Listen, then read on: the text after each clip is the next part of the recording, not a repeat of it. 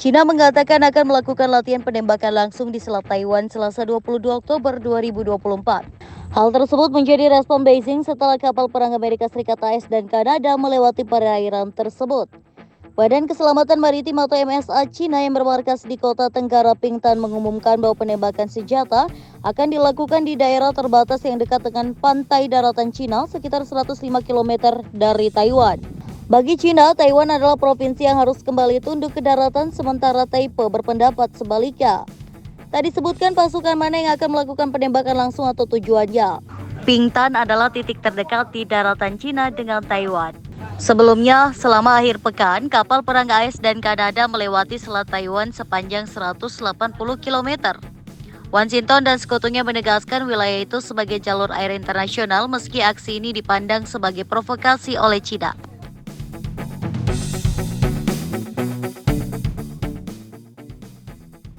Amerika Serikat menyatakan bahwa tindakan China menembakkan rudal ke arah Taiwan harus dilawan. Menurut mereka, China merupakan tukang bikin onar di kawasan. Sangat penting untuk melawan hal-hal semacam ini. Saya tahu si tukang bikin onar itu menembakkan rudal ke arah Taiwan, ujar Komandan Armada ke-7 Amerika Serikat, Carl Thomas, seperti dilansir dari AFP pada hari Selasa 16 Agustus. Thomas mewanti-wanti dunia setelah China dilaporkan menembakkan sejumlah rudal balistik ke Selat Taiwan selama latihan pada pekan lalu. China memang menggelar latihan besar-besaran sebagai tanda protes atas kunjungan Ketua Dewan Perwakilan Amerika Serikat Nancy Pelosi ke Taiwan pada awal Agustus lalu. Armada ke-7 Amerika Serikat sebenarnya bermarkas di Jepang yang tak berurusan dengan Taiwan. Namun, Thomas menganggap publik seharusnya dapat belajar dari yang terjadi di Laut Cina Selatan. Selama bertahun-tahun, China dibiarkan membangun pangkalan dan fasilitas militer di daerah-daerah sengketa di LCS. Ia kemudian menegaskan, mereka sekarang benar-benar mengoperasikan pangkalan militer yang punya rudal, landasan pacu besar, hanggar, radar, dan pos-pos pemantau. Untuk melawan keagresifan China ini, Amerika Serikat berulang kali mengirimkan kapal perangnya ke LCS atas nama kebebasan berlayar di perairan internasional. Belakangan, Amerika Serikat juga mengerahkan kapal ke perairan di sekitar Selat Taiwan, namun China tetap masih bisa leluasa.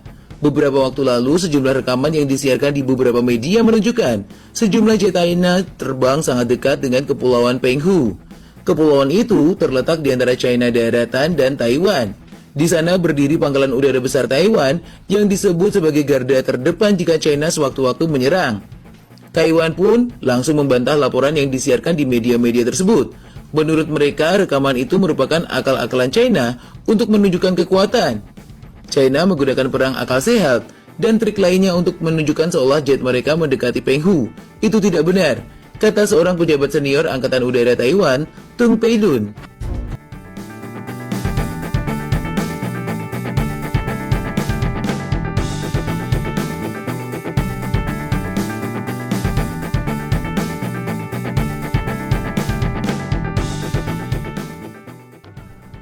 AS merupakan pendukung utama pemerintahan Taiwan yang independen dari Beijing walau penganut prinsip satu Cina merujuk ke pengakuan kepemerintahan Xi Jinping.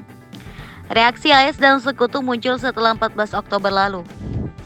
China mengirim sejumlah besar pesawat militer serta kapal perang dan kapal penjaga pantai untuk mengepung Taiwan dalam putaran keempat latihan besar hanya dalam waktu 2 tahun di area tersebut. Taiwan menggerakkan pasukan yang sesuai dan meningkatkan kewaspadaan di pulau-pulau terpencil sebagai tanggapan atas latihan tersebut. Beijing sendiri menyebut latihan itu peringatan keras terhadap tindakan separatis pasukan kemerdekaan Taiwan. Sebagaimana diketahui, Partai Komunis Cina tidak pernah memerintah Taiwan tetapi mengklaim pulau itu sebagai bagian dari wilayahnya dan mengatakan tidak akan menghentikan penggunaan kekuatan untuk menguasainya. Sementara itu, pemerintah China mengatakan bahwa tindakan AS dan Kanada telah mengganggu perdamaian dan stabilitas di Selat Taiwan.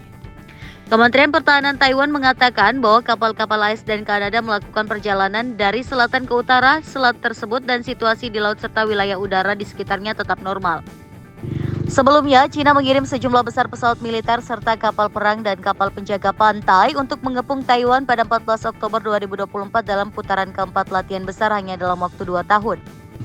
Taiwan kemudian mengerahkan pasukan yang sesuai dan menempatkan pulau-pulau terpencil dalam keadaan siaga tinggi sebagai tanggapan atas latihan tersebut. Namun, menurut Beijing, hal itu merupakan peringatan keras terhadap tindakan separatis pasukan kemerdekaan Taiwan. Beijing telah meningkatkan tekanan militer terhadap Taipei dalam beberapa tahun terakhir dengan mengerahkan pesawat tempur dan pesawat militer lainnya serta kapal-kapal di sekitar pulau itu hampir setiap hari. Kunjungan Ketua DPR Amerika Serikat Nancy Pelosi ke Taiwan membuat China semakin waspada terkait dukungan negara lain untuk Taiwan. China yang menganggap Taiwan sebagai bagian dari wilayahnya bereaksi keras dengan memulai latihan militer hingga penembakan rudal di sekitar pulau tersebut. Sebagai tanggapan, Presiden Taiwan Tsai Ing-wen mengkritik latihan militer tersebut dan menuding China telah melanggar kedaulatan Taiwan. Memanasnya hubungan kedua negara ini pun langsung menuai pertanyaan. Siapa yang lebih kuat antara China dan Taiwan seandainya konflik terbuka benar-benar pecah? Jika hal tersebut terjadi, mungkin sebagian orang menganggap China bakal menang dalam pertempuran tersebut. Sebab tak dipungkiri dalam berbagai aspek kekuatan militer, China memang berada di atas Taiwan. Contohnya saja dari segi pasukan aktif. China memiliki 2.035.000 tentara, sementara Taiwan hanya 169.000. China bahkan dapat mendukung pasukannya dengan 5.400 tank dan 9.834 artileri. Sementara Taiwan masing-masing dapat menurunkan 650 dan 2.093 unit. Kemudian dari segi pesawat tempur hingga kapal, China lebih unggul dengan jumlah 3.227 pesawat tempur, 59 kapal selam, dan 86 kapal angkatan laut. Sementara Taiwan masing-masing hanya memiliki 504 pesawat tempur, 4 kapal selam, dan 26 kapal angkatan laut.